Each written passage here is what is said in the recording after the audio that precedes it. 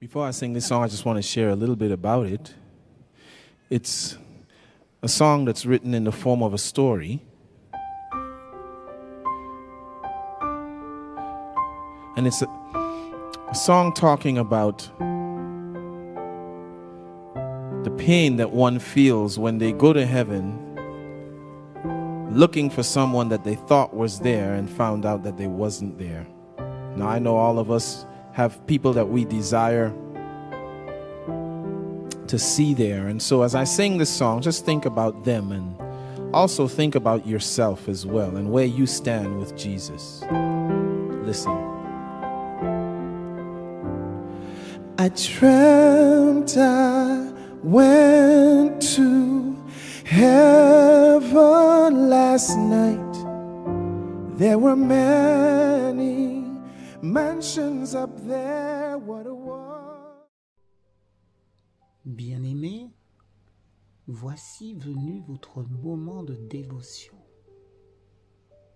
Étroit est le chemin. C'est parce que la foi en Jésus-Christ est si importante pour notre salut qu'elle exige tant de nous, qu'elle réclame un engagement de tout notre être. On ne dérive pas dans le royaume de Dieu. On ne foule pas l'étroit sentier par accident. Il n'y a pas de raccourci pour arriver à la vie éternelle.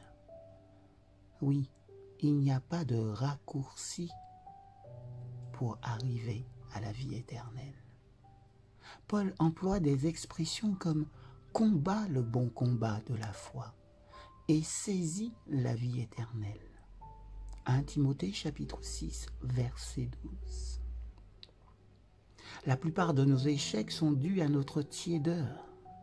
Beaucoup d'entre nous ont raison, parfois, d'avoir honte de leur peu d'empressement à faire des sacrifices pour Dieu.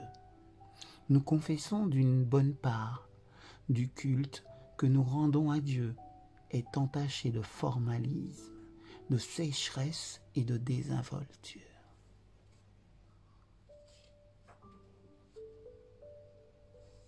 Le chemin étroit est montant et difficile.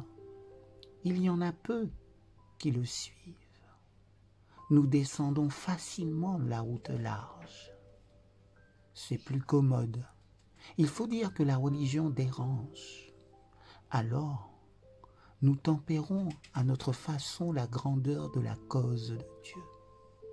Il nous suffit d'accommoder la foi de nos pères à notre indifférence et les exigences de Dieu à notre faiblesse. La conformité à la foule semble plus facile et le cheminot en est un exemple. Comme on demandait à l'un de ces hommes comment il décidait où aller, il répondit « Je vais toujours là où le vent me porte.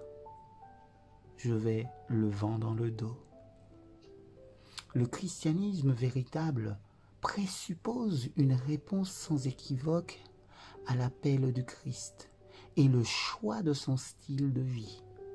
Prenons garde de ne pas abaisser notre idéal moral et spirituel.